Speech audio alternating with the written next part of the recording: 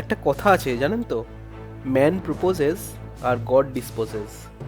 আপনি যত কষ্টই করুন না কেন, যত প্ল্যানই করুন না কেন, আপনার ট্যুর ঠিকঠাক হবে কি না, আপনার ডিজায়ার জায়গাগুলো আপনি ঘুরতে পারবেন কি না, সেটা ডিসাইড করেন ভগবান স্বয়ং। ওই জন্যই মনে হয় বলা হয়, পুরী আপনার বাড়ির পাশে হলেও জগন্নাথদেব না ডাকলে পুরী ভ্রমণ অধুরাই থেকে যায়।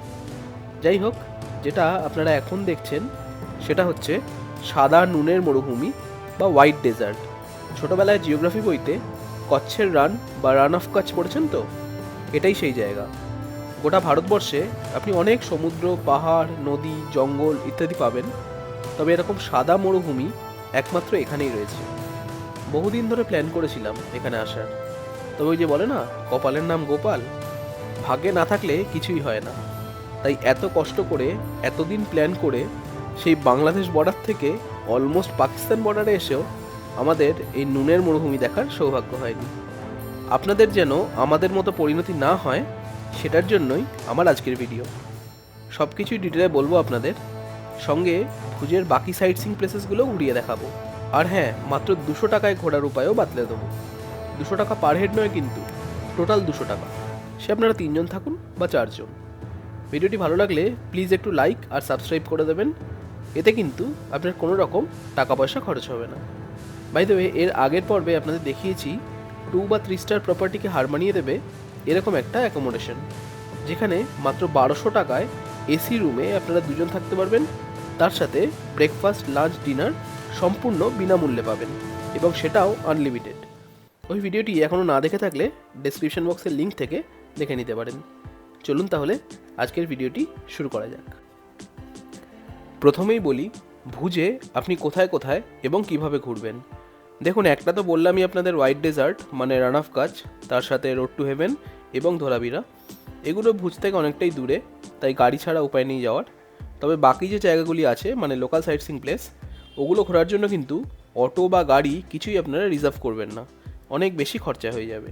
মাত্র 200 টাকায় আপনারা কিভাবে ঘুরে আসবেন সেটাই আজ আপনাদের বলবো। আচ্ছা, আমি ধরে নিচ্ছি আপনারা আমাদের মতোই শ্রী হরিকৃষ্ণ ভুবনে থাকবেন, যেখানে মাত্র 1200 টাকায় এসি ডাবল বেডরুম এবং 1700 টাকায় এসি ট্রিপল বেডরুম আপনারা পাবেন, এবং সবথেকে বড় কথা, এই টাকার সাথে 3 বেলা আনলিমিটেড খাবারও ধরা আছে। এসব তো আগের পর্বেই শেয়ার করেছি আপনাদের সাথে। তো যাই হোক, এই হরিকৃষ্ণ ভুবন থেকে মাত্র 250 মিটার দূরে হলো আপনাদের আজকের প্রথম সাইট সিইং পয়েন্ট স্বামীনারায়ণ মন্দির। অ্যাকর্ডিং টু গুগল হেঁটে মিনিট 4 লাগবে। এই স্বামীনারায়ণ মন্দিরটি সম্পূর্ণ মার্বেল এবং সোনা দিয়ে তৈরি একটি অত্যন্ত মনোরম এবং ঐতিহাসিক স্থাপত্য। 2001 সালের 26শে জানুয়ারি ভয়াবহ ভূমিকম্পে পুরনো স্বামীনারায়ণ মন্দিরটি ক্ষতিগ্রস্ত হওয়ার পর সেই পুরনো মন্দির থেকে অনতি দূরে এই বিশাল মন্দিরটি নির্মাণ করা হয়, এবং 2010 সালে এটি ভক্তদের জন্য উন্মুক্ত করে দেওয়া হয়। এবং এই মন্দিরের মূল আরাধ্য দেবতা হলেন নরনারায়ণ দেব এবং লক্ষ্মীনারায়ণ। প্রায় 7 বছর ধরে 100 কোটি টাকা ব্যয় এই নতুন মন্দিরটি তৈরি করা হয়। আপনারা দেখতেই পাচ্ছেন, মন্দিরটি সম্পূর্ণ সাদা মার্বেল পাথরে তৈরি, এবং এর স্তম্ভ এবং ছাদগুলিতে অত্যন্ত সুন্দর এবং শুষ্ক ভাস্কর্য বা খোদাই করা কাজ রয়েছে। প্রায় 5 একর জমির ওপর এই মন্দিরটি প্রতিষ্ঠিত। এতে 7টি প্রধান শিখর, একটি বড় গম্বুজ, 25টি ছোট গম্বুজ এবং 258টি মার্বেলের খোদাই করা সুন্দর স্তম্ভ রয়েছে। আর এর গম্বুজ, দরজা এবং ভগবানের সিংহাসন সোনা দ্বারা খচিত। আর এই মন্দিরটি প্রতিদিন ভোর 5টা থেকে দুপুর 1টা অবধি এবং দুপুর 3টে থেকে রাত 8টা অবধি খোলা থাকে। এরপর ওখান থেকে মিনিট 5 হেঁটে আপনি পৌঁছে যাবেন কচ্ছ মিউজিয়ামে। 350 মিটার রাস্তা। আর আমি প্রত্যেকটা জায়গার গুগল ম্যাপের লিঙ্ক ডেসক্রিপশন বক্সে দিয়ে রাখবো, যাতে পরপর ম্যাপ দেখে আপনাদের যেতে সুবিধা হয়। এই কচ্ছ মিউজিয়াম গুজরাটের প্রাচীনতম একটি জাদুঘর, যেটি 1877 সালে প্রতিষ্ঠিত হয়েছিল, এবং এটি প্রতিষ্ঠা করেছিলেন কচ্ছ রাজ্যের মহারাজা তৃতীয় খেরাংজি। সেই সময় দোতলা ভবনটি নির্মাণ করতে খরচ হয়েছিল প্রায় 32,000 টাকা। আর এই মিউজিয়ামটি এর আগে ফার্গুসন মিউজিয়াম নামে পরিচিত ছিল। এই কচ্ছ মিউজিয়ামের টাইমিং হলো সকাল 10টা থেকে বিকেল 5টা অবধি। টিকিটের মূল্য 5 টাকা এবং প্রতি বুধবার এটি বন্ধ থাকে। আর এই কচ্ছ মিউজিয়ামের ভেতর কোনো রকম ফটোগ্রাফি বা ভিডিওগ্রাফি অ্যালাউড নয়, তাই মিউজিয়ামের বাইরেরই কিছু ক্লিপিংস আপনাদের দেখালাম। কাচ মিউজিয়াম দেখে নিয়ে জাস্ট রাস্তাটা পেরোলেই আপনাদের চোখে ধরা দেবে এই অসাধারণ সুন্দর লেকটি। এর নাম হামিসার লেক। তবে এটি কিন্তু ন্যাচারাল নয়, ম্যানমেড অর্থাৎ আর্টিফিশিয়াল একটি লেক। প্রায় 450 বছরেরও পুরনো এই লেকটি কচ্ছের শাসক রাও খেরাংজি প্রথম তার পিতা রাও হামিরের নামানুসারে নির্মাণ করেছিলেন। এটি কচ্ছ অঞ্চলের বৃহত্তম কৃত্রিম হ্রদ এবং ভুজের প্রধান পানীয় জলের উৎস। আর এই হ্রদটি প্রায় 28 একর অর্থাৎ প্রায় 11 হেক্টর এলাকা জুড়ে বিস্তৃত। এরপর আপনার হামিসার লেকের সামনে থেকে একটা অটো ধরবেন আর বলবেন আশাপুরা মন্দির যাব। 1.5 কিলোমিটারের রাস্তা, 20 টাকা জনপ্রতি ভাড়া নেবে। আমরা 3 জন ছিলাম, তাই 60 টাকা নিয়েছিল। তবে 50 টাকার নিচে কিন্তু ওনারা যাবেন না, তাই একজন থাকলেও আপনাকে 50 টাকাই দিতে হবে। যে মন্দিরটি এখন আপনারা দেখছেন এটাই হচ্ছে সেই আশাপুরা দেবী মন্দির। এই অঞ্চলের খুবই জাগ্রত দেবী ইনি। মা আশাপুরাকে দেবী অন্নপূর্ণার একজন অবতার মনে করা হয় এবং গুজরাট, রাজস্থান ইত্যাদি বিভিন্ন পশ্চিম দিকের রাজ্যগুলিতে ওনাকে কুলদেবী হিসেবে পুজোও করা হয়। এখন আমি গর্ভগৃহের একদম সামনেটা দাঁড়িয়েছি। যে বিগ্রহটি আপনারা দেখছেন সেটি প্রায় 450 বছরেরও বেশি পুরনো। আর এই মন্দিরের থেকেও বড় আরেকটি আশাপুরা দেবীর মন্দির আছে, যেটিকে মূল মন্দির বলা হয়। সেটি ভুজ শহর থেকে প্রায় 100 কিলোমিটার দূরে অবস্থিত। আর এই মন্দিরটি সকাল 6টা থেকে দুপুর 12টা, আবার বিকেল 5টা থেকে রাত 9টা অবধি খোলা থাকে। আপনাদের পরবর্তী গন্তব্য হবে এখানকার আদি স্বামীনারায়ণ মন্দির, মানে যেটা 200 বছরেরও বেশি পুরনো। আশাপুরা মন্দির থেকে মাত্র 4 থেকে 5 মিনিটের হাঁটা পথ। আর আমি যেভাবে যাচ্ছি ওভাবেই কিন্তু আপনারা ঘুরবেন। ডেসক্রিপশানে আমি পরপর গুগল ম্যাপের লিঙ্কগুলো দিয়ে রাখবো, যাতে ফলো করে আপনাদের যেতে সুবিধে হয়। আগেই আপনাদের বললাম এটাই হচ্ছে সেই আদি মন্দির, যেটি 1824 সালে শ্রী স্বামীনারায়ণজি স্বয়ং নির্মাণ করেছিলেন। 2001 সালের 26 জানুয়ারি প্রবল ভূমিকম্পে এই জায়গাটি মারাত্মকভাবে ক্ষতিগ্রস্ত হয়েছিল, যদিও ওনারা লাস্ট 25 বছরের চেষ্টায় অনেকটাই গুছিয়ে আনতে পেরেছেন। আর এই মন্দিরের মূল আরাধ্য দেবতা হলেন শ্রী নরনারায়ণ দেব এবং রাধাকৃষ্ণ। আর একটা কথা বলে দিই, ভুজে আপনারা অনেকগুলি স্বামীনারায়ণ মন্দির পাবেন, তাই আপনারা কনফিউজড হয়ে যেতে পারেন। ওই জন্য বলে দিচ্ছি, গুগলে এই মন্দিরটি আপনি খুঁজে পাবেন শ্রী স্বামীনারায়ণ প্রসাদী মন্দির বলে। স্বামীনারায়ণ প্রসাদী মন্দির দেখে নিয়ে আপনি চলে আসবেন ভুজের সবথেকে সুন্দর একটি ইমারতের সামনে, যেটি হচ্ছে প্রাগমহল। 600 মিটার মতো ডিস্টেন্স, হেঁটে সময় লাগবে 8 মিনিট মতো।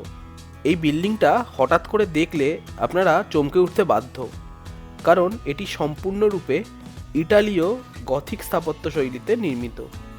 এটি স্থাপন করেন কচ্ছের রাও দ্বিতীয় প্রাগমল। সেখান থেকেই এর নাম হয়েছে প্রাগমহল। শোনা যায় এই প্রাগমহল নির্মাণের কাজে যারা যুক্ত ছিলেন তাদের স্বর্ণমুদ্রায় পারিশ্রমিক দেওয়া হতো। এই বিল্ডিংয়ের সাথেই একটি 45 ফুট উঁচু ক্লক টাওয়ারও রয়েছে। 1865 সালে এর নির্মাণ কাজ শুরু হয়েছিল, আর বিল্ডিংটি ডিজাইন করেছিলেন স্যার হেনরি সিনক্লেয়ার উইলকিন্স। আর এটি নির্মাণ করতে খরচ হয়েছিল তখনকার দিনে প্রায় 31 লক্ষ টাকা। আর এই প্রাগমহলের দরবার হলটা কিন্তু খুব সুন্দর সাজানো গোছানো। আপনারা যারা মাইসোর প্যালেস গেছেন তারা নিশ্চয়ই ওর সাথে রিলেট করতে পারবেন। আর এই প্রাগমহল রোজ খোলা থাকে সকাল 9টা থেকে সন্ধ্যে 6টা অবধি। আর এখানকার এন্ট্রি ফি 70 টাকা। ক্যামেরা নিয়ে যদি আপনারা ঢুকতে চান তার জন্য 100 টাকা দিতে হবে, তবে মোবাইলে ফটোগ্রাফি ভিডিওগ্রাফি সম্পূর্ণ ফ্রি। প্রাগমহল দেখে নিয়ে ওর পাশেই আপনারা দেখে নেবেন আয়নামহল। রাও লাখপাতজির রাজত্বকালে অর্থাৎ 1750 থেকে 1761 সালের মধ্যে এই প্রাসাদটি নির্মাণ করা হয়েছিল। প্রাসাদের ভেতরের দেওয়ালগুলি সাদা মার্বেল পাথরের তৈরি এবং অসংখ্য সুন্দর আয়না, গিল্টি করা অলংকার এবং ভেনিশিয়ান গ্লাসের কাজ রয়েছে। বর্তমানে এর ম্যাক্সিমাম জায়গাটি একটি জাদুঘর বা মিউজিয়ামে পরিণত হয়েছে, যেখানে রাজপরিবারের ব্যবহৃত বিভিন্ন জিনিসপত্র, ঘড়ি, ছবি এবং বিভিন্ন শিল্প সামগ্রী সংরক্ষিত আছে। 2001 সালের ভূমিকম্পে এই প্রাসাদটির বেশ কিছু অংশ ক্ষতিগ্রস্ত হলেও পরে এর উল্লেখযোগ্য অংশই পুনরুদ্ধার করা হয়েছে। আর এখানে এন্ট্রি ফি হচ্ছে 30 টাকা। প্রাগমহল, আয়নামহল দেখে নিয়ে আপনারা আবার একটা অটো ধরবেন, 30 টাকা জনপ্রতি নেবে। আপনারা চলে আসবেন আপনাদের আজকের লাস্ট ডেস্টিনেশন ছাতেদিতে। এই ছাতেদি বা ছাত্রাদি হলো অ্যাকচুয়ালি স্মৃতিসৌধ বা সিনোট্যাফ, যেগুলি মূলত 18 শতকে কচ্ছের জাদেজা রাজবংশের রাজাদের স্মরণে লাল বেলেপাথর দ্বারা নির্মাণ করা হয়েছিল। গুজরাটি শব্দ ছাত্রী বা ছাতেদি থেকে এই নামটি এসছে, যার অর্থ হলো ছাতা, এবং এই সৌধগুলির ছাদ বা গম্বুজগুলো ঠিক ছাতার মতোই আকৃতির হয়। এখানকার সবচেয়ে বড় এবং সুন্দর সৌধটি হল রাও লাখপাতজির ছাতেদি, যেটি নকশা করেছিলেন রাম সিং মালাম। এতে রাজপুত এবং মুঘল স্থাপত্যের দারুণ মিশ্রণ রয়েছে। 2001 সালের বিধ্বংসী ভূমিকম্পে এখানকার বহু সৌধ এবং গম্বুজ মারাত্মকভাবে ক্ষতিগ্রস্ত হয় এবং ধসে পড়ে ধ্বংসস্তূপে পরিণত হয়। আর এই জায়গাতেই হাম দিল দে চুকে সনম সিনেমাটির শুটিং করা হয়েছিল। এই জন্যেই এই স্থানটি আজও এখানকার লোকাল মানুষজনদের কাছে প্রি ওয়েডিং শ্যুটের জন্য খুবই জনপ্রিয়। আর এখানকার টাইমিং হলো সকাল 9টা থেকে সন্ধ্যে 6টা অবধি। এটা দেখার সাথে সাথেই শেষ হবে আপনাদের লোকাল সাইট সিইং। এরপর এই ছাতেদির সামনে থেকে আপনারা একটা অটো নিয়ে জনপ্রতি 20 টাকা দিয়ে চলে আসবেন আপনার হোটেলে।